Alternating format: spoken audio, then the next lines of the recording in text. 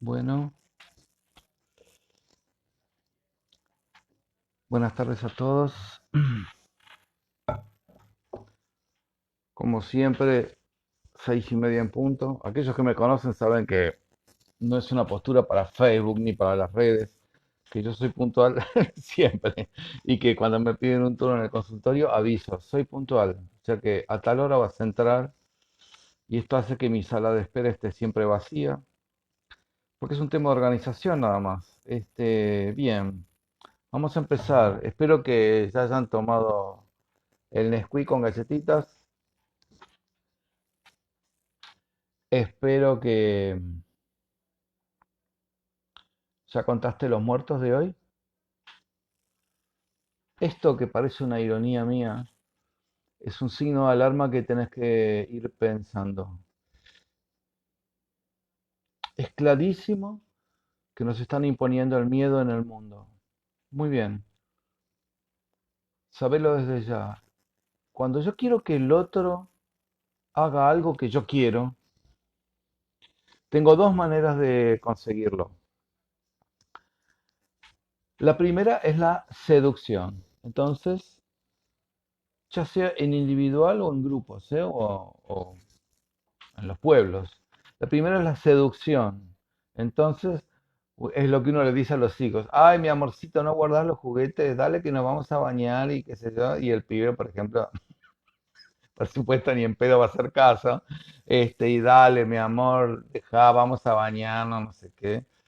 Los ingleses estudiaron esto. 7 repeticiones de la orden este, de promedio. Y después empiezan las amenazas. Entonces ya termina la seducción y empieza el terror, que es la segunda manera de manipular a los demás.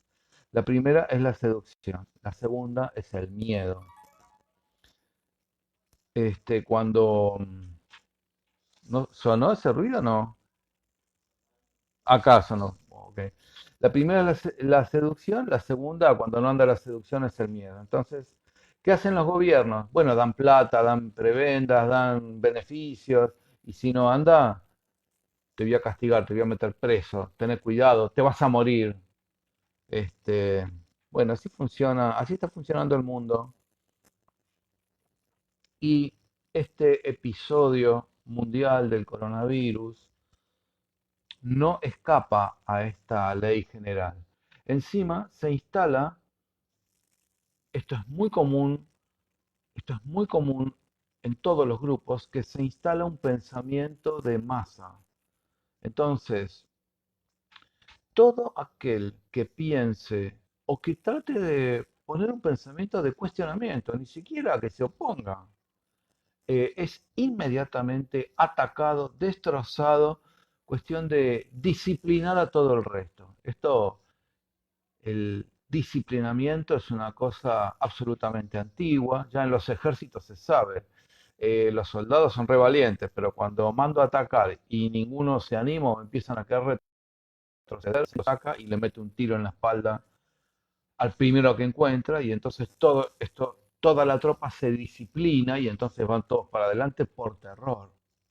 Entonces, acá no escapa eso. Acá vas a ver todos los días en todos los canales a 5 infectólogos y se terminó la historia. No se te ocurra decir algo distinto o pensar o reflexionar o proponer porque te destrozan. Así funciona el sistema mundial. Así funciona desde los padres con los hijos hasta los pueblos. Primero la seducción, si no funciona, el terror. Así que presta atención. Trata de buscar alguna voz que sea distinta en la televisión o en las radios de los 5 infectólogos que están hablando todo el tiempo por la televisión, que son los que asesoran al gobierno. A ver, fíjate si encontrás. Y aquellos que tratan de... Hoy es una cosa impresionante. En el mundo, cuando tratas de decir algo que sea distinto a lo oficial, te clausuran el Facebook, te clausuran el YouTube. Es decir, está trabajándose sobre el miedo, ¿no? Porque además no llegamos a, no sé, 600.000, 700.000 muertes.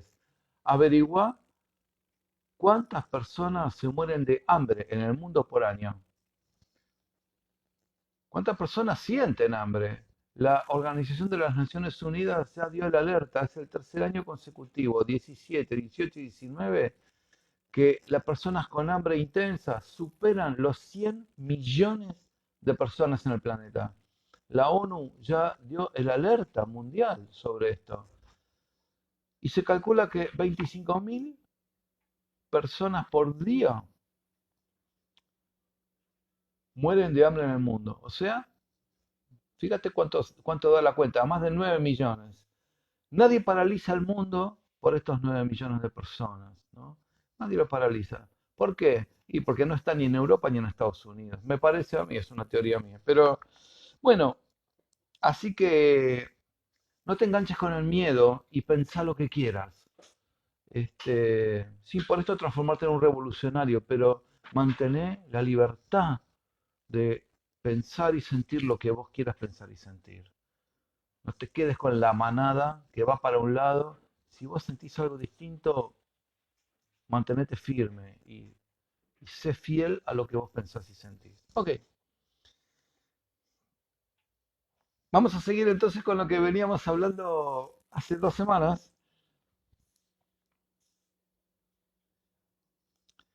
Hoy tengo dos temas, porque para cerrar tengo el tema del ser argentino, que es un tema, ay, los argentinos.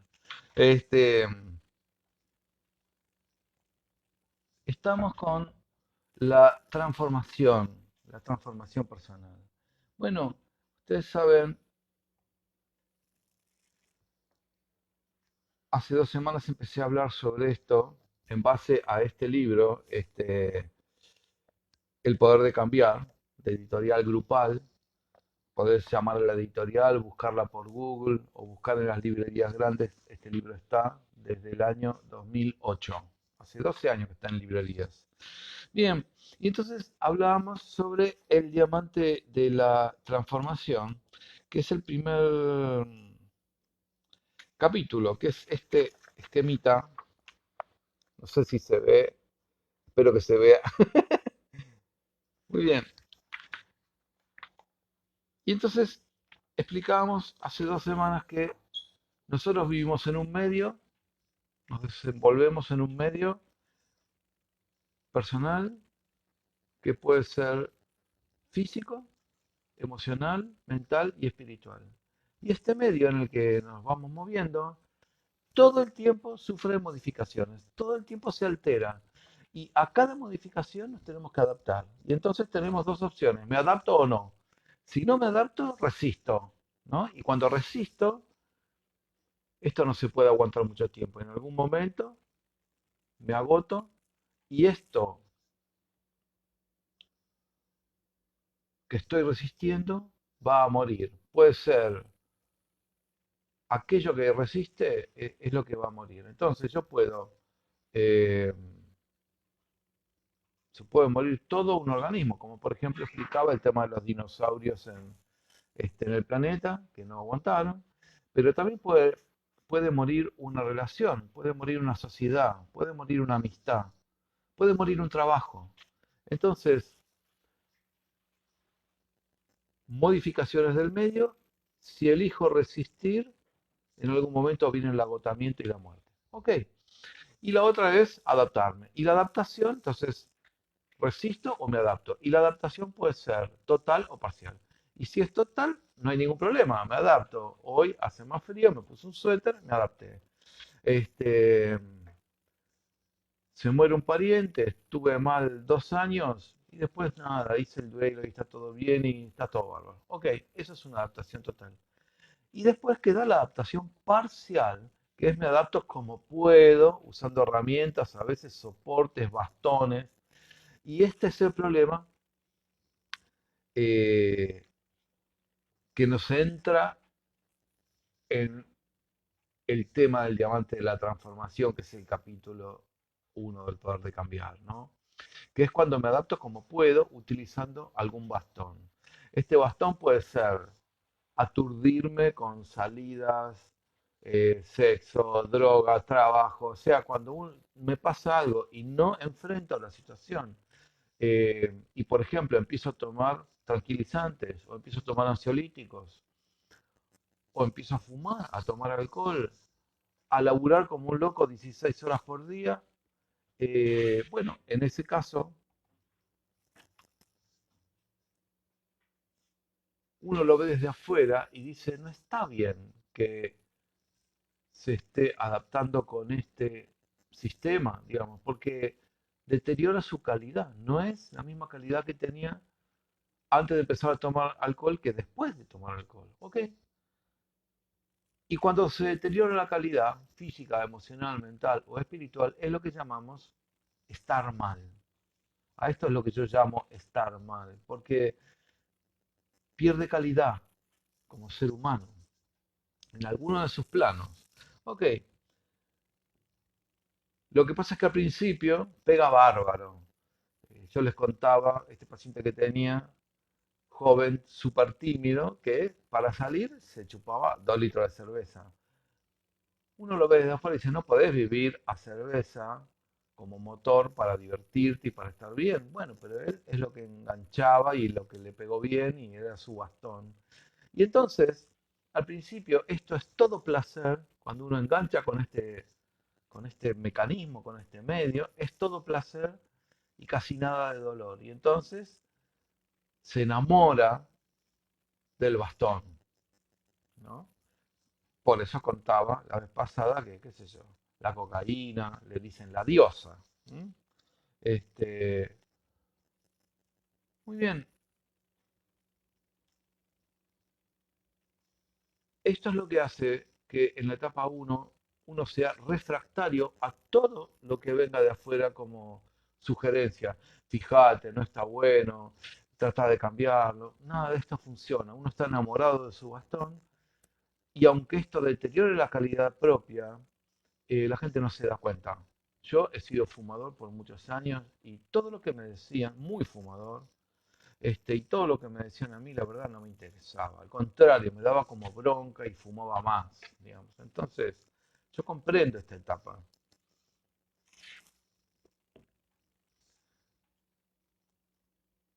Ahora llega un momento donde el placer que me da mi bastón y el dolor que me genera ya se equiparan y en un momento empieza a alterarse la fórmula y ya me empieza a doler más del placer que me brindaba, ¿no? De lo que me servía.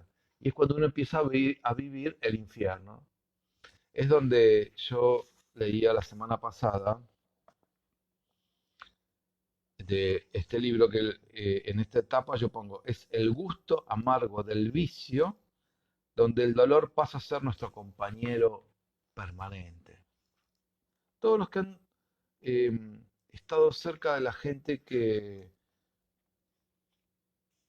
es adicta a algo, que pueden ser no solamente adictos a sustancias, ¿eh? Hay gente que se adicta a relaciones tóxicas, a triángulos amorosos, mujeres adictas a hombres casados y viven sufriendo. Y la pasan bárbaro al principio y después sufren. Este, y al revés, ¿no? Hombres enamorados de mujeres casadas, es lo mismo. Entonces, uno cuando ya empieza a ver más dolor que placer, entra en la etapa 2 que es, en la primera era, yo estoy mal, pero me siento bárbaro. Ok, en la etapa 2 yo estoy mal, pero me siento mal también. Me empiezo a sentir mal. O sea, lo que me funcionaba bárbaro al principio, ahora ya no me funciona tan bien y me duele. Y me siento mal conmigo mismo y no lo puedo dejar. Y si dejo el clonazepam a la noche, estoy colgado de la araña como los dibujitos animados. Y entonces ya empiezo a depender del clonazepam o del alprazolam o del LAM que vos quieras. Y entonces ya mi vida pasa a ser una cosa complicada. Y cuando llego al máximo de dolor, cuando ya no aguanto más, entro al tema de hoy, que es pedir ayuda. Quiero dejar. Es cuando el tipo está con la copa y tira la copa y la rompe, o el tipo que arruga el paquete de cigarrillos, o la mina que habla con el tipo casado y le dice no te quiero ver más. O el adicto al trabajo que dice este fin de semana largo me voy a tomar 3 días y no pienso llevar la computadora ni el celular ni nada, me voy a ir a los esteros de Liberá donde no hay señal. En los hoteles de los esteros de Liberá hay un salón donde uno puede mirar la tele, mirar el teléfono, qué sé yo. En las habitaciones no tenés nada. Ok, ese es el momento donde el dolor es máximo y donde uno entonces busca el cambio. Y estamos así en la etapa 3, porque el cambio, acá viene el gran problema con el cambio, y el cambio es que comienzan las resistencias. Es increíble, pero la primera ley de Newton dice que todo cuerpo que tiene una dirección y sentido va a tender a mantener esa dirección y sentido a menos que otra fuerza se lo impida, digamos. Pero si no, hay un principio que se llama principio de inercia. Esto eh, lo enunció Newton. Este, o si estoy quieto, si está quieto, va a tender a permanecer quieto por la eternidad, a menos que yo lo empuje. Y si lo empuje, hay una fuerza que está actuando sobre ese cuerpo que lo empieza a mover. Ok, acá pasa algo parecido. La ley de inercia no funciona solo a nivel de los cuerpos, sino que también a nivel emocional, mental y espiritual ocurre exactamente lo mismo. Nosotros nos manejamos con la ley de inercia. Es por eso hay circuitos, si hablamos de neurociencia, que hay circuitos bioquímicos en el cerebro, neuronales, que, que lo que hacen es mantener ciertos hábitos, eso es verdad, ¿no? Entonces, uno lo que tiende a hacer es mantener por inercia ese hábito, aunque ese hábito sea tóxico. O sea, los hábitos tienen tendencia a mantenerse ya sean tóxicos o nutritivos, o sea, positivos o negativos. Aquel que se acostumbró a bañarse todos los días a la mañana, se va a levantar y se va a ir a bañar, sin pensarlo. Y aquel que se acostumbró a no bañarse, no se va a bañar. Aunque esto sea negativo, no importa, es un hábito. Y los hábitos, por el principio de inercia de Newton, tienden a mantenerse. Pasa lo mismo con los estados de ánimo, ¿no? Algún día hablaremos sobre la diferencia entre estados de ánimo y emociones, que no es lo mismo. Y el estado de ánimo tiende a auto-perpetuarse. Entonces la persona bajón, que está bajoneada, si tiene que escuchar música, ¿qué va a escuchar? Va a escuchar un bolero, un tango, y va a llorar el dólar, va a escuchar samba para olvidar, en folclore, y va a llorar y llorar, porque mantiene el estado de ánimo por inercia, se automantiene. Y entonces a nadie se le ocurriría, si está con un estado de ánimo bajón, poner media hora de salsa, porque no puede resistir, en algún momento va a tener que empezar a bailar. Y esto, hay una resistencia al cambio. Esto es, ¿no? El gran problema de esta etapa es la resistencia, porque lo que sigue, lo que está rigiendo todo es el principio de inercia. Ya sea de un hábito, de un estado de ánimo, no importa. Y si este hábito es tóxico, da lo mismo. O si es nutritivo, da lo mismo. Estamos hablando acá de los tóxicos porque si queremos transformarnos, tenemos que pensar que no hay nada que se pueda hacer sin alguna cuota de esfuerzo o trabajo, ¿no? Entonces, tenemos que vencer las resistencias. Y las resistencias son de 3 tipos. Es una cosa muy curiosa ver esto, ¿no? Em, la primera es interna, ¿no? Es decir, yo cuando dejé de fumar, yo lo cuento en este libro, eh, yo no podía pensar, no dejar de fumar para toda la vida, dejar de fumar una mañana, no lo podía ni pensar. Me ponía tan ansioso que por el solo hecho de pensar y la ansiedad que me generaba, prendí un cigarrillo. O sea que cuando terminé dejando de fumar, y esto lo cuento en el libro, yo dejé de fumar por una hora, que era lo máximo que podía tolerar para mentalizarme. Dije, bueno, una hora puedo, y entonces contraté conmigo mismo una hora, porque más era imposible, ¿no?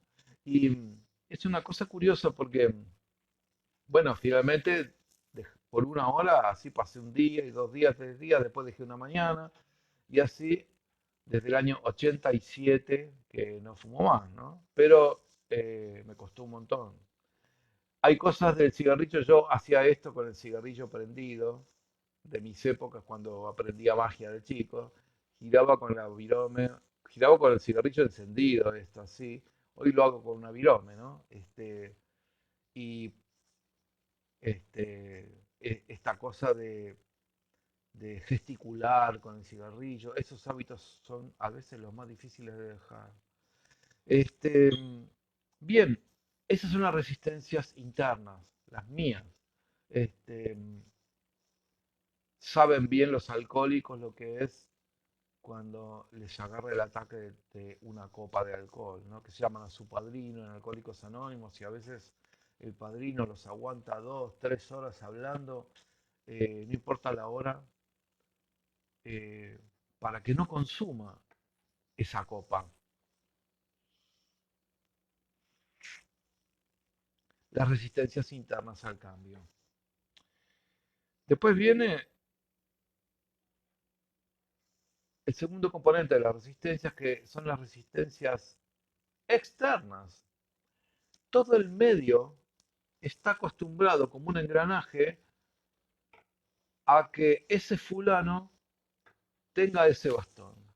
Entonces, algunos son adictos al trabajo, otros, bueno, ya hablamos de esto. Y entonces, cuando alguien produce un cambio, aunque sea para bien, el medio familiar, por ejemplo, o de los amigos íntimos, resistan ese cambio. Es una cosa increíble verlo, como la gente más cercana, o sea, el primer círculo o incluso el segundo círculo de gente allegada, eh, tratan de boicotear el cambio de esa persona. Le dice, bueno, si está haciendo dieta, le dice, bueno, ¿qué te va a hacer un flancito con dulce? Aunque sea una cucharadita. O los que te fuman en la cara, ¿no? Y te tiran el humo en la cara. Dale, no seas careta. Uno, hacete uno. Una seca, te dicen los que están fumando un porro. Aunque sea una seca, no te digo que te fumes un caño entero, pero una seca. ¿Querés? ¿Querés? Esto lo vemos todo el tiempo. Y si vos intentaste algún cambio alguna vez, eh, lo vas a recordar. Es más, no solamente este tipo de cambios, hay cambios personales, gente que hace terapia. Yo estoy cansado, cansado de que el medio alrededor de un paciente mío resista los cambios, aunque sean para mejor de mis pacientes. Y entonces al principio empiezan, ese que te está metiendo ideas raras en la cabeza, ese que te está metiendo ideas raras en la cabeza es el doctor Dovidio. Pero al modificar todo estaba engranado bien con esa persona con un defecto. Si esa persona deja el defecto, todo el mundo tiene que adaptarse. Y esto genera enormes resistencias. ¿Por qué no te quedas como estábamos antes? ¿Qué te pasó? ¿Y qué te levantaste? ¿Te levantaste loquita? ¿Qué te pasó? Iba a decir un término medio... este, las resistencias externas al cambio son súper llamativas. Ya te digo, no solamente cualquier cambio. Vos fíjate que hay una cosa en los alcohólicos, en todos los adictos, hay una cosa que se llama el codependiente. ¿Quién es el codependiente? Es la pareja del dependiente, o sea, la pareja del que consume lo que sea, se le dice codependiente. Hay congresos de codependencia. Y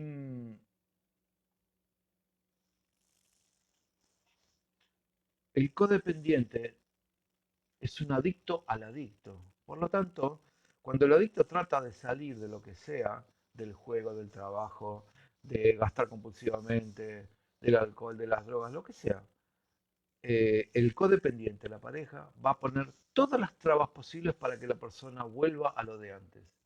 Este, y si la persona se mantiene en su camino y le dice, mira, yo voy a cambiar igual aunque no te guste, es muy probable que el codependiente, si no hace terapia, este, lo deje o la deje y se vaya a buscar otro adicto a lo mismo. Entonces va a buscar otro adicto al juego, otro adicto a gastar o al alcohol o a las drogas o lo que sea.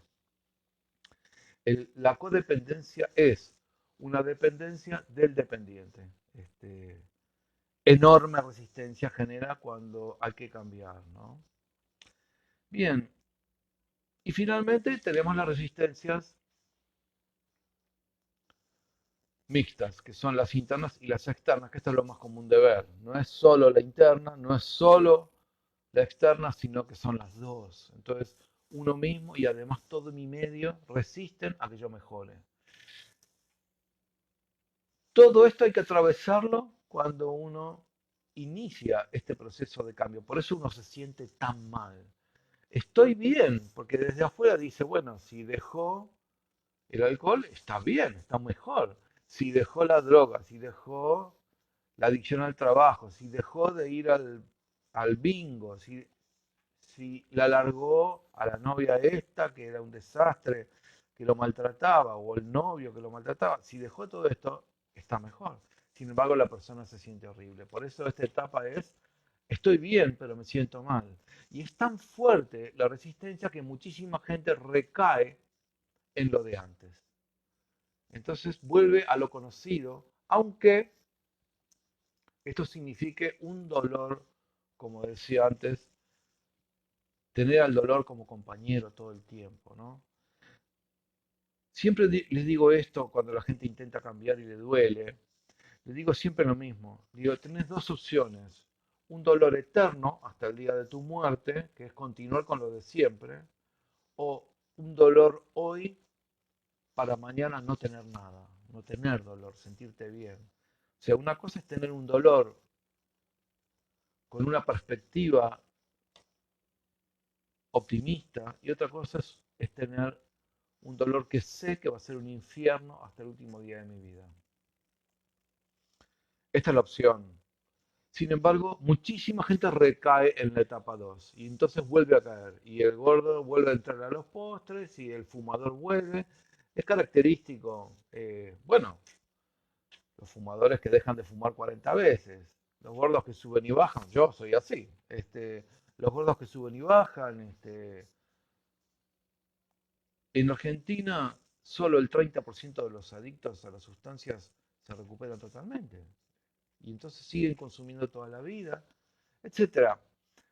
Es una etapa de subir y salir, de subir y salir. Algunos trascienden y mantienen el rumbo y llegan a la cuarta etapa de la que vamos a hablar la semana que viene. Pero lo común es que uno entra, transita acá, transita, y en algún momento no aguanta, no puedo más, no puedo más, todo el medio resiste, yo resisto, vuelvo.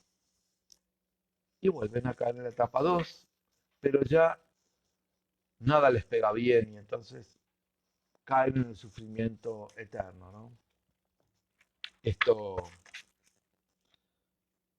el dolor pasa a ser nuestro compañero permanente. Esto es característico de la etapa 2 y cuando uno recae, ya vuelve a estar al lado de su compañero ultra conocido, que es el dolor. Bien, la semana que viene entonces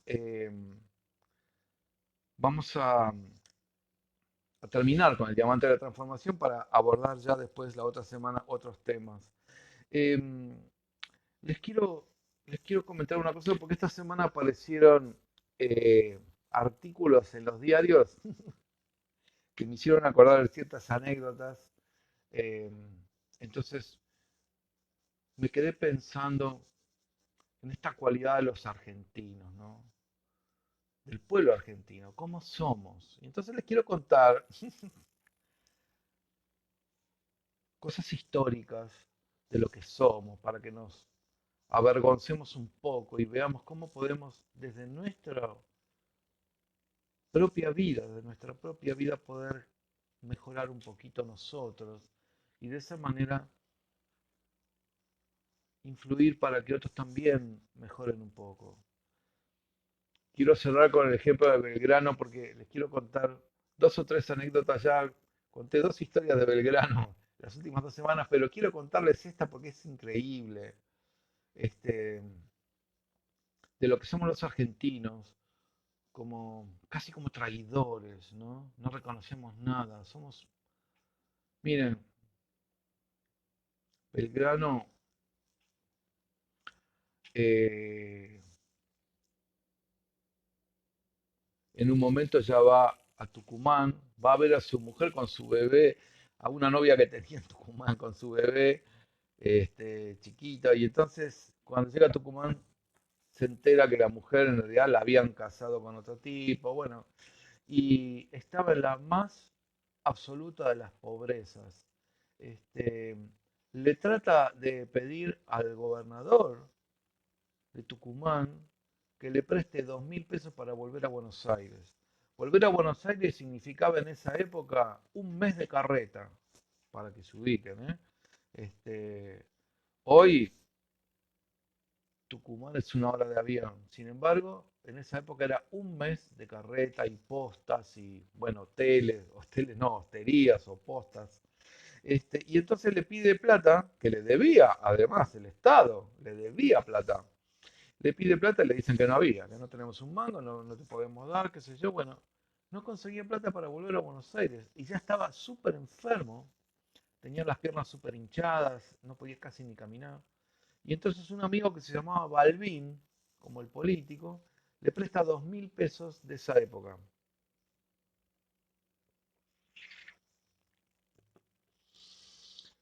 Y con esa plata arranca el viaje de vuelta con su médico que después le dona el reloj y toda esta historia y un par de asistentes y pega la vuelta. Fíjense, en Córdoba, cuando llega a Córdoba, para en un, no sé cómo se llamaría, ¿no? Este, una posta, imagino, donde hacen noche y entonces lo llevan en andas porque ya no podía ni caminar, cómo tenían sus piernas, él tenía un corazón súper dilatado, ya estaba en las 10 de últimas. Esto era febrero y él muere en junio, así que 2 meses después muere. Cuando llega lo acuestan y entonces le dice a uno eh, de los que lo acompañaban, le dice, por favor, pedile al dueño de la posta si me puede alcanzar, no me acuerdo qué era, un poco de agua. Y entonces cuando van, fíjense lo que es estar, lo que es el ser argentino, ¿no?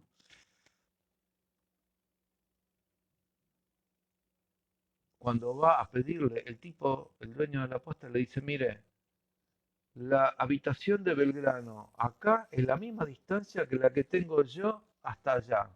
Dígale al general Belgrano que si necesita algo, venga a pedírmelo él.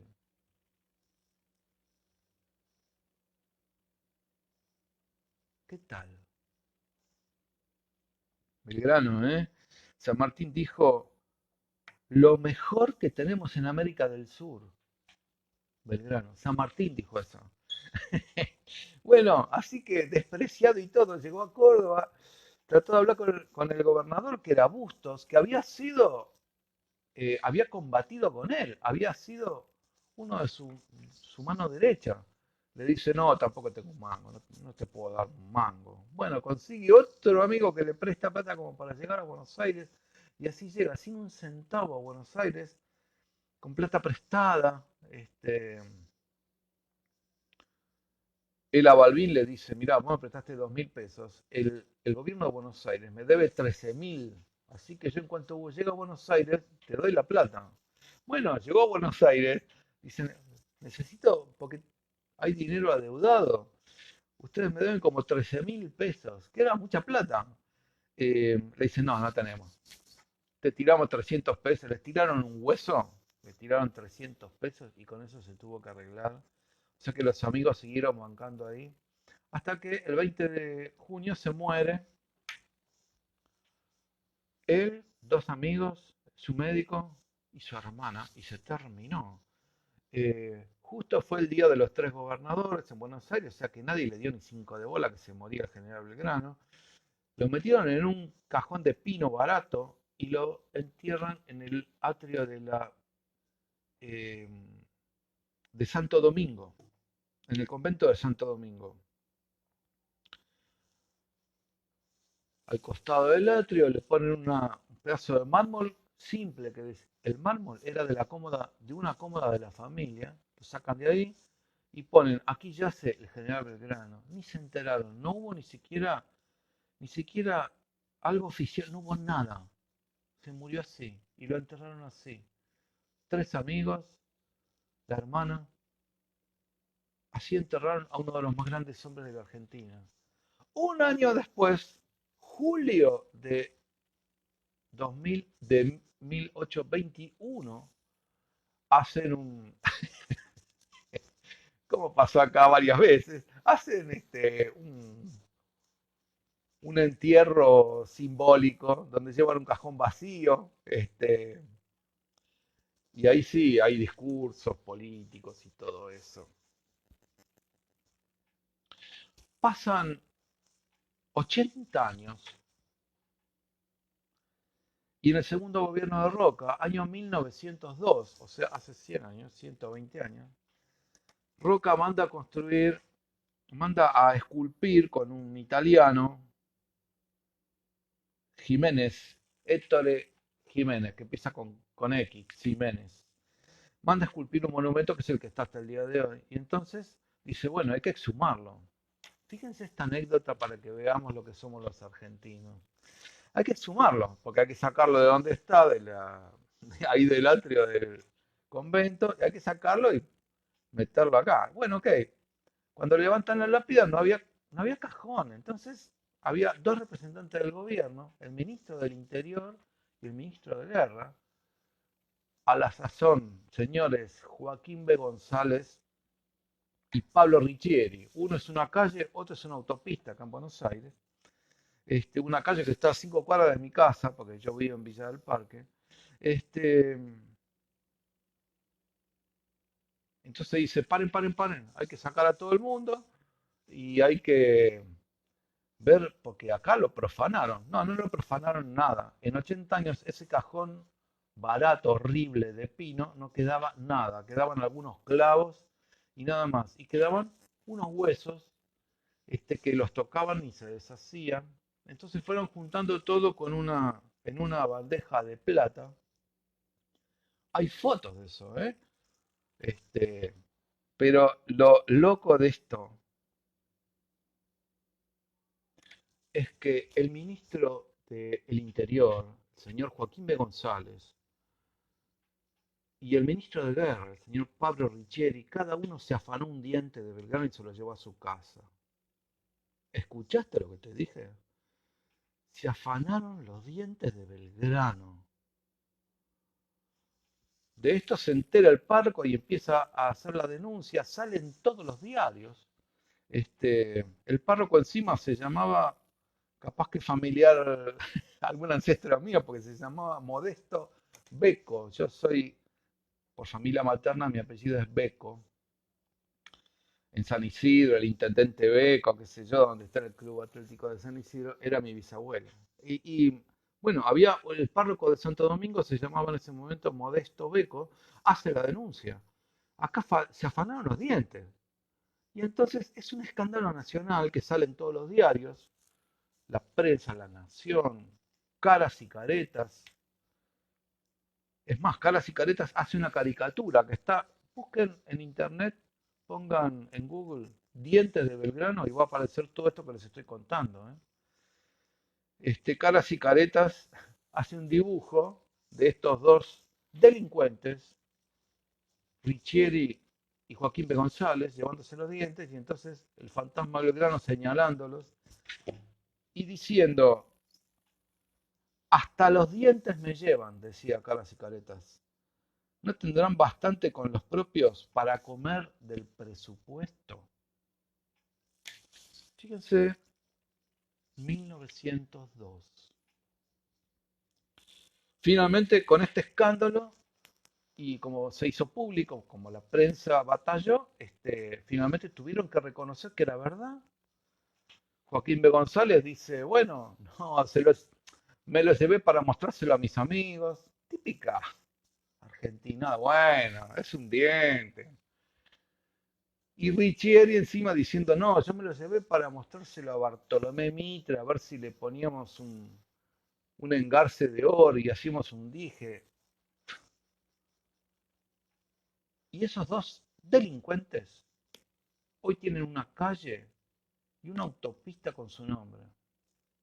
Pero es la típica argentinada, es el típico ser argentino que somos así. Dos ministros se afanaron los dientes de Belgrano. Bueno,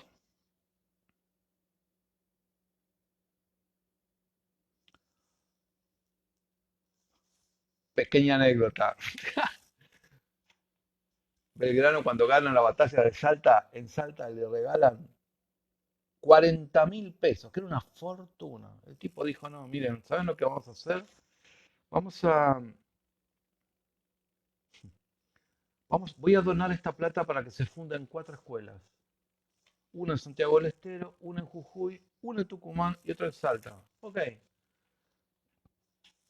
les voy a decir para que te sorprendas.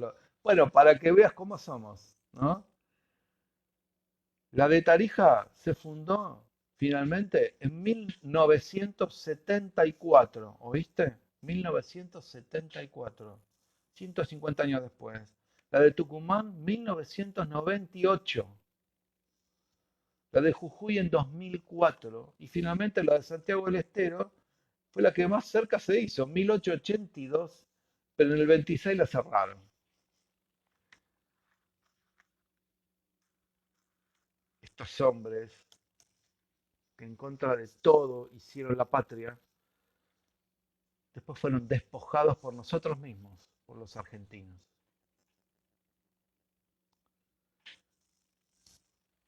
Quiero cerrar. Bueno, te quiero contar una cosa más, porque esto es lo mismo. Nosotros hemos conocido una historia que es como un cuento de chicos, ¿no? Y entonces nos quedamos con 3 o 4 cosas. Las invasiones inglesas le tiraron aceite hirviendo, creemos que solo es eso, ¿no?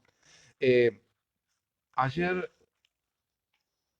fue el aniversario de la muerte de Martín Miguel de Güemes, no de la Fundación de la Bandera para un gobernador que se equivocó, sino de la muerte de Martín Miguel de Güemes, un gaucho, un tipo de la aristocracia salteña que, eh, bueno, tuvo su batallón de infernales, de los gauchos infernales de Güemes. Y uno se imagina, porque uno los ve hoy a todos con el poncho rojo y uno dice, bueno, ese tipo tuvo aceptación universal. Este es el cuento que tenemos nosotros y la verdad que es todo mentira eso. El tipo estaba solo. Los gauchos para la alta sociedad salteña eran unos ignorantes, eran del pueblo, eran unos negros, que eran los que los defendían. 9 invasiones sufrió el norte, no sufrió una sola. No es que los echaron y nunca más volvieron los españoles. 9 invasiones tuvimos de los españoles. Este, en el medio, las luchas internas, porque en un momento lo mandan a Güemes a pelear contra los tucumanos y pierde. Y entonces pierde un montón de personal ahí, de su ejército. Y cuando vuelve se encuentra como estaba peleando en Tucumán y encima tiene que defender el norte porque cuando Belgrano se retira con su ejército del norte, del Alto Perú, en 1819, queda Güemes solo con su ejército para defender eh, el territorio de las invasiones españolas. Queda Güemes solo. Y, pero encima tenía que pelear contra los tucumanos. Bueno, pelea, pierde. En el interín aprovechan estos señores salteños y le hacen la revolución al opresor. El opresor era Güemes. Entonces, cuando Güemes vuelve a Salta, se encuentra con que le habían hecho una revolución y estaban listos a las afueras de Salta para combatir contra él. Entre ellas dos compañías de gauchos de Güemes eran traidoras. Y en cuanto llega Güemes y empieza a gritarles y le dice, yo voy a avanzar igual, estas dos compañías se rinden a su jefe natural y traicionan a los traidores. Y se juntan con Güemes y así es como Güemes entra a Salta sin tirar un solo tiro y vence la revolución independentista contra el opresor Martín Miguel de Güemes, que no se llamaba Martín Miguel, tenía un nombre como, eran como 10 nombres, pero no me acuerdo. Y así llega a Salta y no se da cuenta, mientras tanto los españoles estaban entrando por un paso que nunca se usaba, que era como un desfiladero, y de noche entran una avanzada con 500 hombres, toma la plaza de Salta, cuando Güemes estaba en la casa de su hermana, a 5 cuadras, manda un mensajero, el mensajero le grita en alto quién vive de noche, y el tipo dijo, la patria, lo cagaron a tiros, lo matan ahí. Y cuando sienten los tiros, Güemes, que ya tenía el caballo ensillado, que siempre lo dejaba ensillado, él entra con 50 hombres, sale él a caballo. Y cuando le gritan alto quién vive, dice la patria, y le meten un tiro, medio se escapa, pero había una encerrona, había otro piquete españoles que el tipo medio se esconde con el mismo caballo como los indios, pero le meten un tiro en la espalda y el tipo, aún herido, se va con su caballo a las afueras de Salta, 2 leguas o 3 leguas, no me acuerdo, en un lugar que se llama La Higuera, y ahí queda muy mal herido. A pesar de eso, tenía tanta llegada al pueblo y los españoles le tenían tanto miedo que el invasor, el general, le manda para parlamentar y Güemes le dice que no va a parlamentar, que él va a retomar la ciudad. Este, en el interín muere. Finalmente, bueno, los españoles ya, porque ya los gauchos, hay su segundo, que era un extranjero, que se llamaba Witt, este, arma todo el ejército para retomar Salta y entonces los españoles dicen, bueno, paremos muchachos, hagamos un armisticio. Y entregan, y esa es la última invasión, la novena, donde ya se retiran definitivamente y no vuelven a ingresar al territorio. Pero fíjense estas cosas, ¿no? Belgrano despreciado por la gente común, Güemes despreciado por la gente, por el opresor. Bueno, San Martín se tiene que ir, porque cuando San Martín vuelve vencedor, vienen los porteros y le dice, che, bueno, al diálogo de hoy, che, Sama, escúchame, hagamos una cosa, ¿por qué no aplastamos a estos del interior, estos caudillos acá, y entonces nos sacamos la foto, sacamos todo, hacemos negocios en el puerto? Y San Martín dice, yo no voy a levantar mi, mi espada para luchar con compatriotas, y entonces se va y nunca más vuelve a nuestra patria. O sea que así somos los argentinos, transgresores, ventajeros. Si podemos colarnos en una cola lo hacemos, si está trabada la ruta nos vamos por la banquina, si, si tenemos que ir a 110, si podemos ir a 115 y encima nos pescan, decimos, esto es recaudatorio, porque es un 10% de cosa, no sé qué, empezamos porque somos todos conocedores de las leyes. Entonces, ¿por qué no vamos a tener los gobiernos que tenemos si tenemos el pueblo que tenemos? Así somos. Entonces el desafío que te dejo, que es grande, porque esto va a generar muchísima resistencia en vos y en los demás, es ser imitadores de los grandes hombres. del que más te guste, de los grandes hombres argentinos, ¿no? Algún día hablaremos del almirante Brown, que es un extraordinario personaje histórico que ni siquiera era argentino y sin embargo dejó todo en esta tierra. Este, el desafío que te dejo es, ¿y si fuera un imitador o una imitadora de estos grandes hombres? ¿Y si por una vez no tomo la ventaja? ¿Y si por una vez no coimeo? ¿Si por una vez no me mando por la banquina? ¿Si por una vez respeto una velocidad máxima? ¿Si por una vez?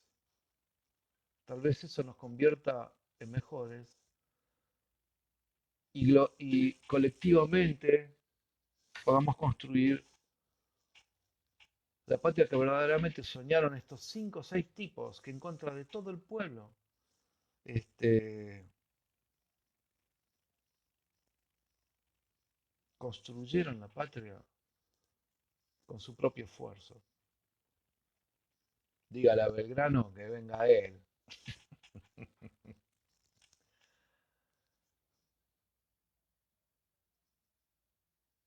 Nos vemos la semana que viene.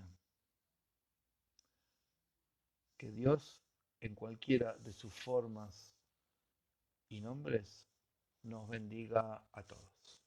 Gracias.